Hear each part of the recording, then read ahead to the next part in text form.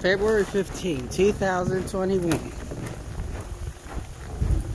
What a freaking weird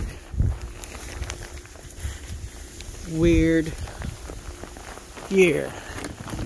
Look at that. Oh, Jesus.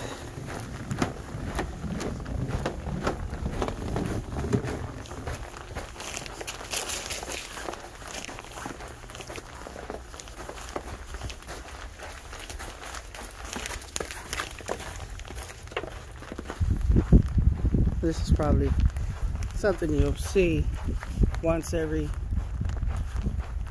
lifetime in Houston, Texas.